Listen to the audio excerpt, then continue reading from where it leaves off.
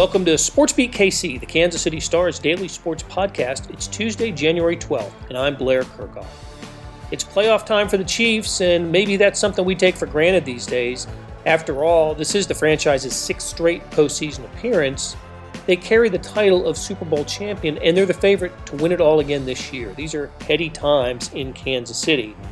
But let's not forget where the Chiefs have been. On today's show, we have enticed the perfect guest to share thoughts on the current and past Chiefs. Author Michael MacCambridge is as well versed in all things Chiefs as a person can be. He grew up a Chiefs fan here, worked for a couple years at Arrowhead Stadium, and knows the history of the organization about as well as anyone. Maybe that's because he wrote Lamar Hunt's biography. MacCambridge's other works include America's Game, the epic story of how pro football captured a nation, and the biography of four-time Super Bowl winning coach Chuck Noll. Star columnist Vahe Gregorian and I were delighted to chat with MacCambridge on this Chiefs team that set the franchise record for regular season victories and how it might stack up with other great Chiefs teams. So let's get going with Michael MacCambridge and Vahe Gregorian. All right, Michael and Vahe, I bragged on you both in the intro, so we're just going to get right into some Chiefs talk. And Michael, the last time we had you on the show, you didn't sound great. And that was completely our fault. What you said was great. We just didn't record it worth a damn. So let's hear you. I just want to make sure you're going to sound okay this time. Present and accounted for. Perfect. Glad to be here. That's great. Well, thanks so much for doing this. And I can't think of anyone who can bring more knowledge of Chiefs past and present than you. And before we get too deep into what I want to talk about, let's get your background and when did your Chiefs fandom commence? I moved to Kansas City when I was 8 years old in the summer of '71, but I had already been a Chiefs fan for a few years by then. I can remember watching Super Bowl IV in my mother and stepfather's living room in Franklin, Nebraska on January 11, 1970, which is 51 years ago to the day that we're having this conversation. And I was so fired up about that game. I was wearing shoulder pads and I believe a helmet. So I have that vivid memory. And we moved to Kansas City in '71, and I was just working on another writing assignment today and was recalling that I had attended the first football game I ever played at Arrowhead against the Cardinals in the preseason of 1972.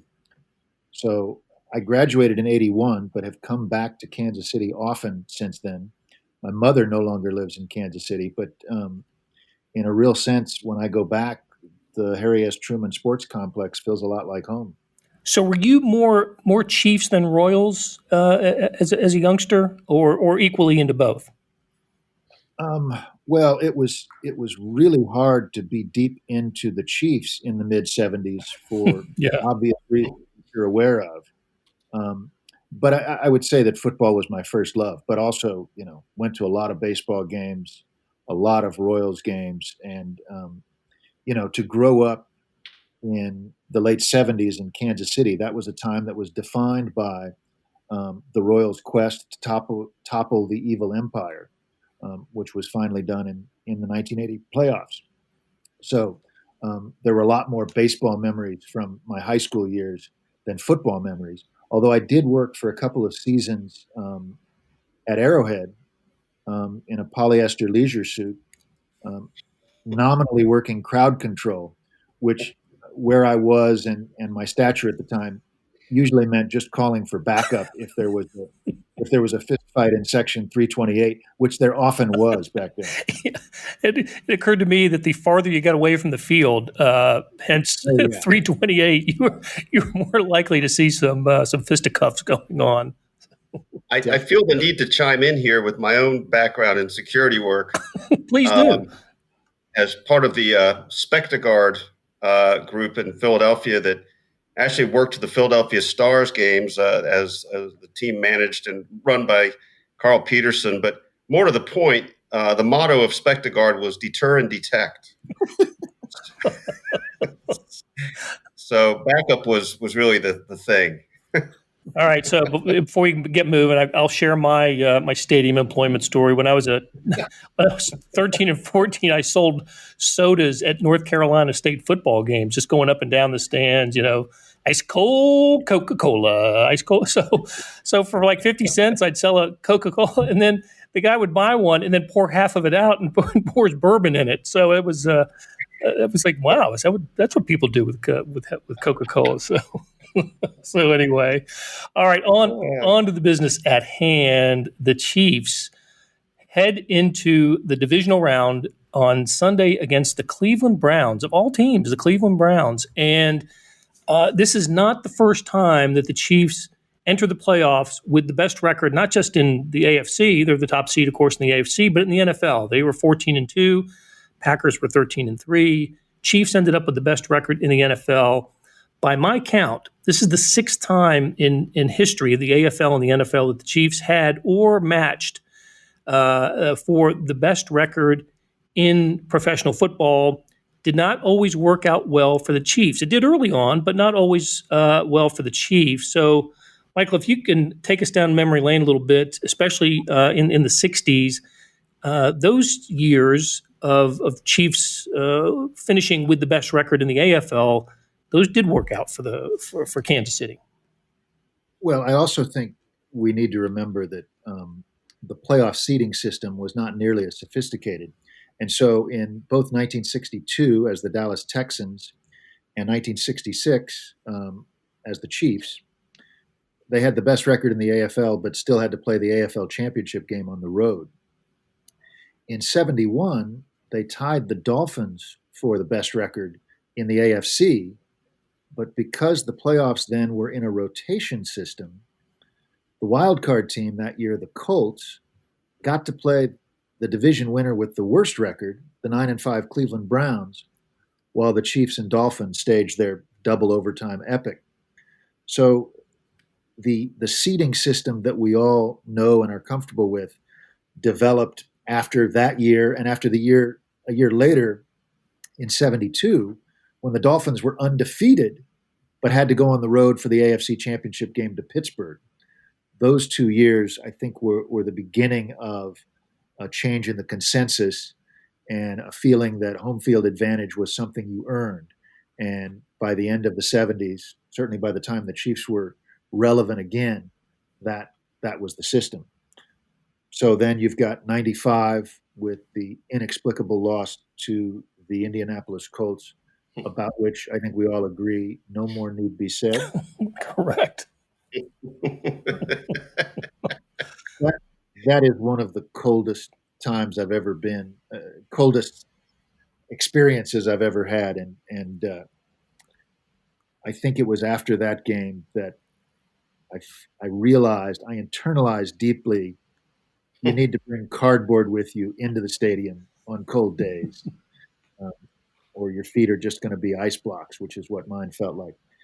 Then in 97, of course, the way the playoff system worked out, the Chiefs' divisional round opponent was the Denver Broncos, who had the second best record in the AFC because you played the wild card that survived. They were the lowest remaining seed, even though they were 12-4 and the Chiefs were 13-3 that year. So it didn't work out well.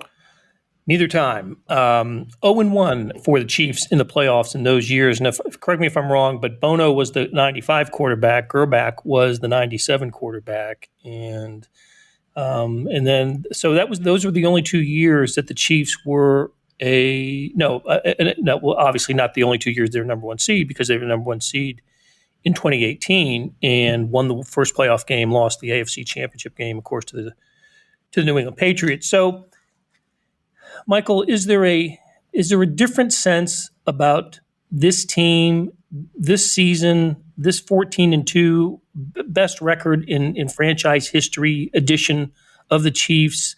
I guess it's silly to try to compare to how we thought we felt, in 97 or 95 and back in the 60s. But I'm trying to get a sense of just how confident people who know the Chiefs well are in this team as it goes forward in the playoffs? What would you say your confidence level with this team is?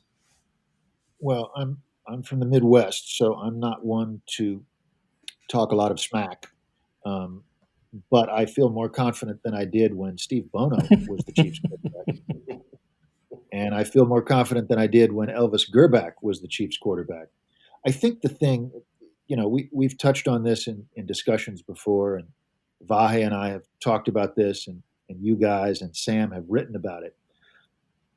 All those decades of playoff heartbreak, that was not something that Patrick Mahomes brought to the table. That was not part of his history. That was part of our history, the fans, the writers, the observers.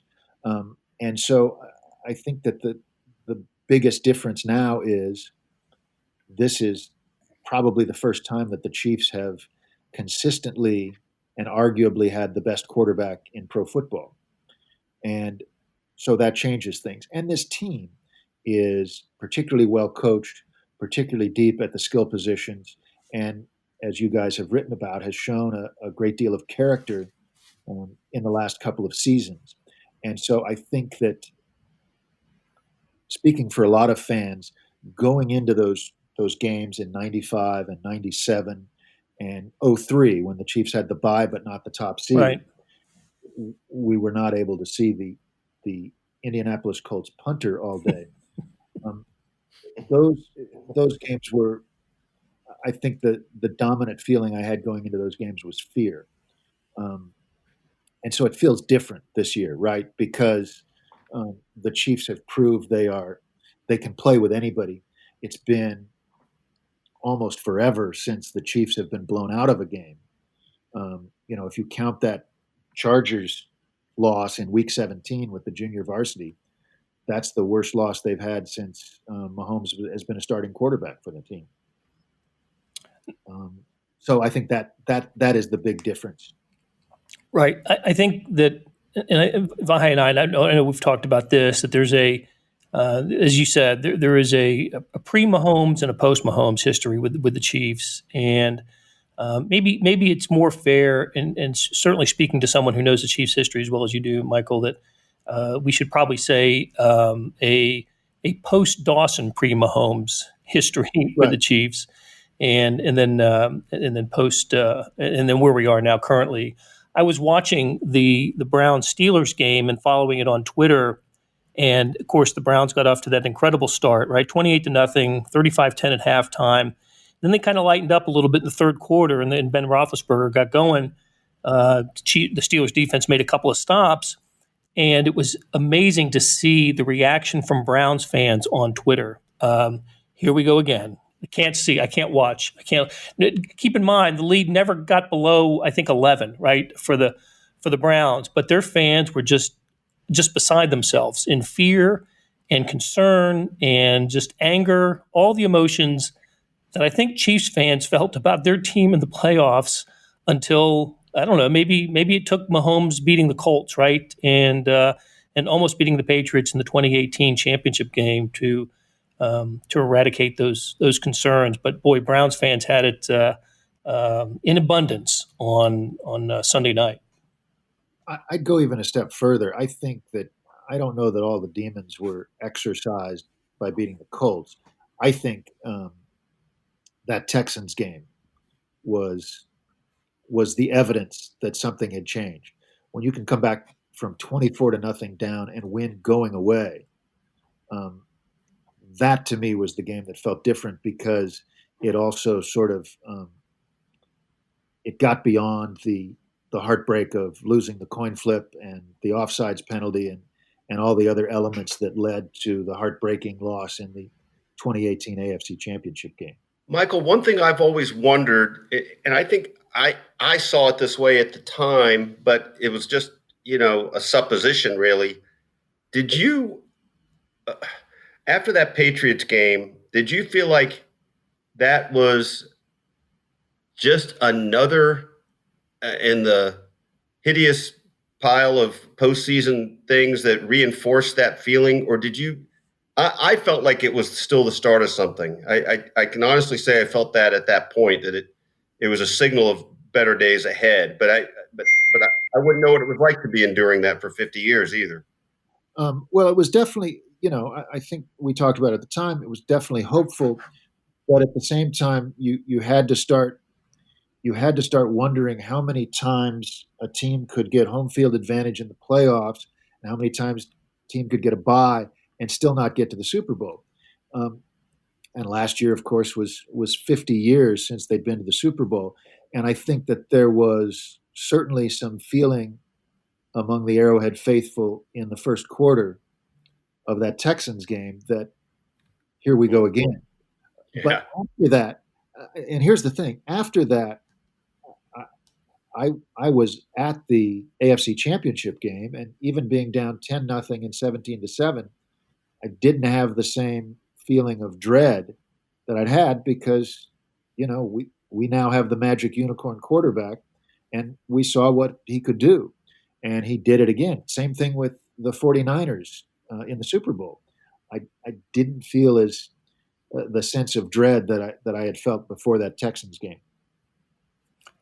Makes sense. I can remember feeling after the AFC title game that the Chiefs lost and didn't get a chance to win. And that, I think that made it maybe more palatable to Chiefs fans, that it was certainly the Dee Ford offsides, and then the coin flip, right? It was two things. If the Chiefs win the coin flip, they're going to win the game. If Dee Ford's not offsides, Chiefs are going to get the ball and have a 99% chance of winning that game. I just, my sense was, and boy, Vahe, you and I have talked about this. There was almost a 2014 Royals comparison to be made with the 2018 Chiefs, that really unfulfilled destiny of a team that it could have won. It was good enough to win it all, but came up just short. I think we can all, maybe this is folly thinking, but Chiefs had lost to the Rams in that wild Monday Night Football game during the regular season that year. I thought they would have taken care of the Rams in the Super Bowl. Easy to say, and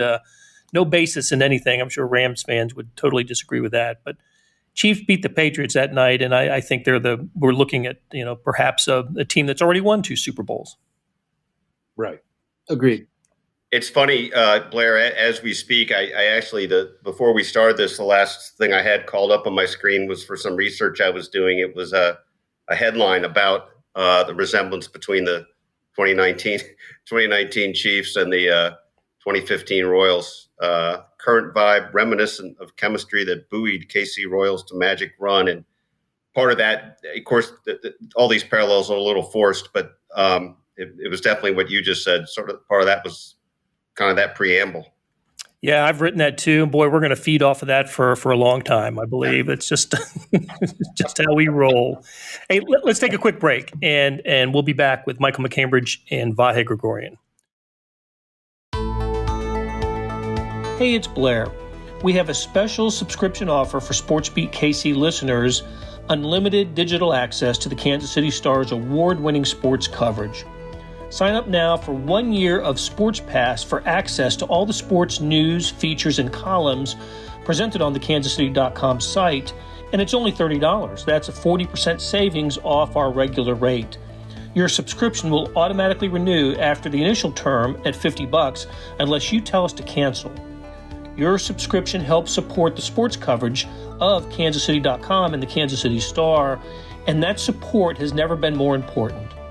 Please visit kansascity.com/SportsBeatKC offer to get this special offer. And as always, thanks for listening.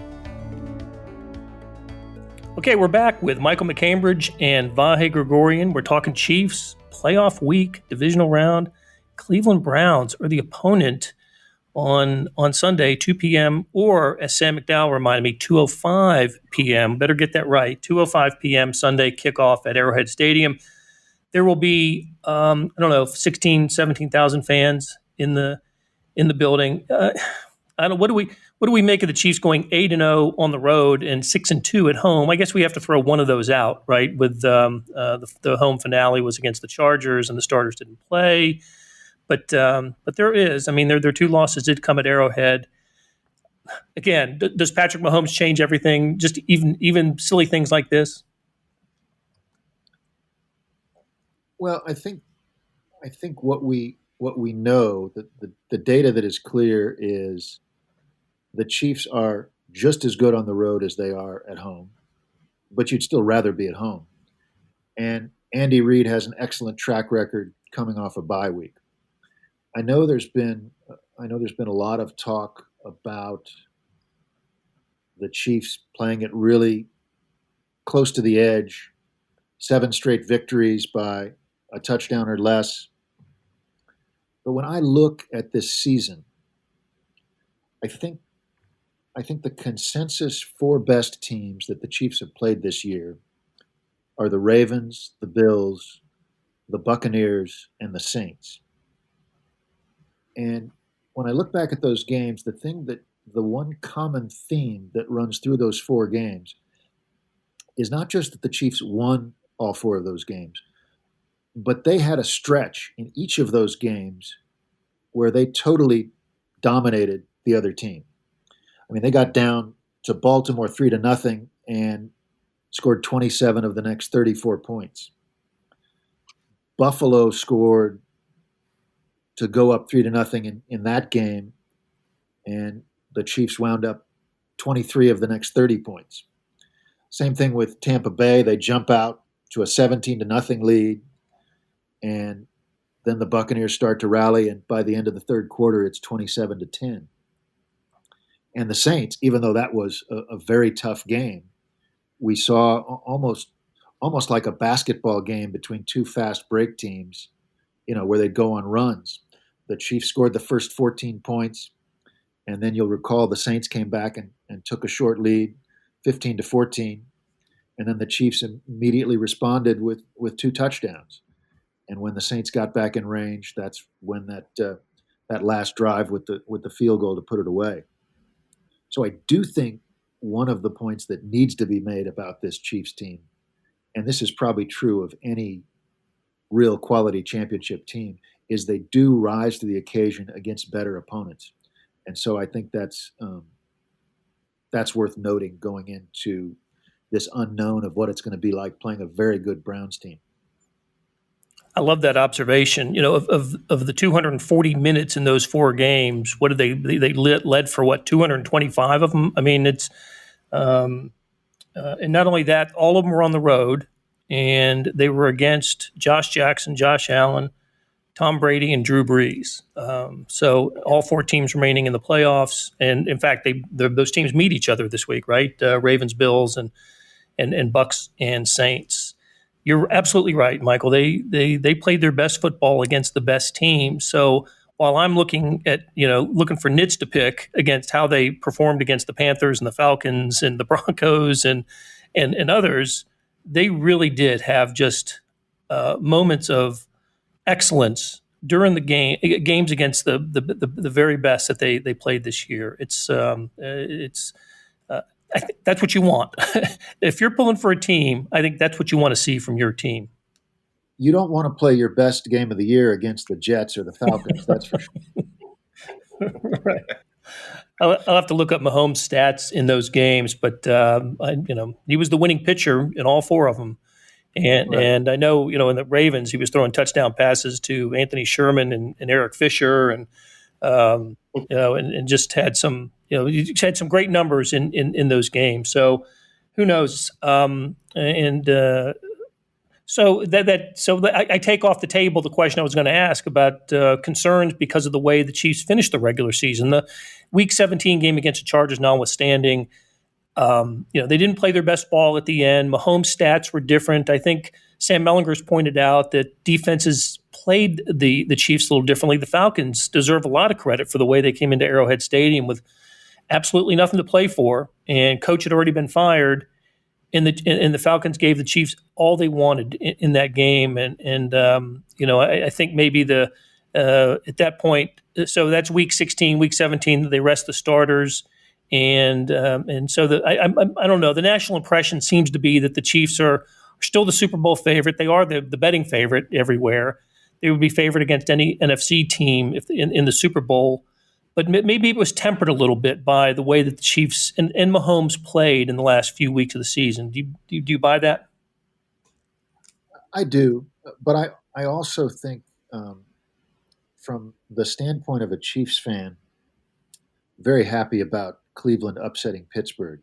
The two teams that I'm most concerned about in the AFC are the Bills and the Ravens. And without that Cleveland upset, the Chiefs would have been looking at a situation where they had to beat both the Bills and the Ravens twice in the same season to get to the Super Bowl. Because they beat them both in the regular season, they would have had to play the Ravens this week, and then if they won that game, likely play the Bills for the AFC Championship. So no disrespect to Cleveland, which, as Sam Mellinger has pointed out, could beat the Chiefs, but I am glad that Buffalo and Baltimore are going to be beating up each other this weekend, so we don't have to play both of those teams back to back. Right. I don't think it's lost that the Chiefs ended up beating two teams in the AFC playoffs last year that had defeated them during the regular season in the Texans and the Titans. Exactly. But I also believe that this team is, I don't know, maybe I'll go ahead and say it. I think they're destined for greatness this year. I think the whole off season was about this team's ability to win a second straight Super Bowl. The moves that were made, the free agent signings. Look, there were some unexpected twists and turns. Damian Williams, Laurent Duvernay-Tardif opting out. The Lucas Niang, the draft pick, the offensive lineman draft pick, who opted out as well. Injuries, like everybody goes through, but this was a team that I love the way they approached the offseason. They did it thinking that they got the goods to do this again. Now, who knows? Who knows how it's going to end up? They could lose on Sunday, and it'll all be for naught. But so far, it's worked, right? They ended up with the best record in franchise history with 14 regular season victories, and they've got the best players. They've got some of the best players at their positions in the NFL, and probably more of those than anybody else left in the playoff bracket. Well, more than anybody in the NFL this year. When you look at Mahomes and Kelsey and Hill and Tyrann Mathieu and a couple others, is in the top three anyway of the players at their position, and I just think that gives them an advantage against whoever they play. So if you had to break, go ahead, Michael. And one of the best coaches, and also I think you can't stress enough, they should go into that Browns game as healthy as they've been in more than a month. And probably Mitchell Schwartz isn't coming back, but you could have Clyde Edwards-Helaire back. You guys have returned to this topic a couple of times on the SportsBeat podcast, but a healthy Frank Clark is a completely different player than an injured, walking, wounded Frank Clark. And, I admire his resolve to play when he's dinged up and banged up. But when he's got that extra gear, he is really a difficult player to defend, especially when you've got Chris Jones also in there that needs to be accounted for. And I think Sam McDowell pointed this out in Monday's podcast. The Browns had a great 1-2 rushing combination with Myles Garrett and Olivier Vernon, but now Vernon's on the shelf. And so if Frank Clark and Chris Jones are both good to go, that could make a big difference. Yeah, getting playoff Frank Clark, I'll take that every time. I will excuse whatever numbers he put up in the regular season if we get the postseason Frank Clark, who not only got a sack, I think, in each of the playoff games last year, but was just outstanding at getting pressure on the quarterback in each round of the way. So, well, Michael, it's been great having you on. I really enjoyed it, and we'll have to do this more than once a year to get your chief expertise. Good talking with you guys, and let me just say something I've tweeted before. It is wonderful being a Chiefs fan with the team that you guys have at the Star covering this game, and I'm just grateful that we feel a step closer to this team because of the way you guys do your job. So I want to thank you for all the hard work. Well, thank you, Michael. Appreciate you saying that. Vahe, good talking to you again, and we will do this again soon. We'll have A SportsBeat KC, a SportsBeat Live coming up on Thursday, 9:30 a.m. Be sure to tune into that. So for Michael and Vahe, so long, and we'll talk to you again soon. That'll do it for today. Thanks to our production staff and everyone who helps make SportsBeat KC happen. Derek Donovan, Beth Welsh, Monty Davis, Jeff Rosen, Chris Fickett, and Savannah Smith. Links to Chiefs stories can be found in the show notes and on kansascity.com. Hey, we have another deal for you, especially for those who want a deep dive into the Stars' terrific Chiefs coverage now that playoff time is here. For a limited time, you can subscribe to SportsPass for 99 cents a month. That's right, 99 pennies a month. After 3 months, it auto-renews at $5.99 a month unless you cancel. How do you get it? You go to kansascity.com/SportsPass2020. That's kansascity.com/SportsPass2020. You want more than just sports coverage? Check out the entire Kansas City Star product. Sports news features, commentary, and analysis, the whole thing. You get all the stories written by my talented colleagues, plus additional news, sports, and business coverage with the e-edition. The details for all of these deals can be found at account.kansascity.com/subscribe. And if you're having trouble hunting down any of those offers, send me an email at bkerkhoff@kcstar.com, and we will get you to the right place. So whether it's the Sports Pass or the full subscription, you're getting and supporting the best sports and news coverage in Kansas City and helping us produce programs like SportsBeat KC. Thanks for listening, and we'll be back on Wednesday with another episode.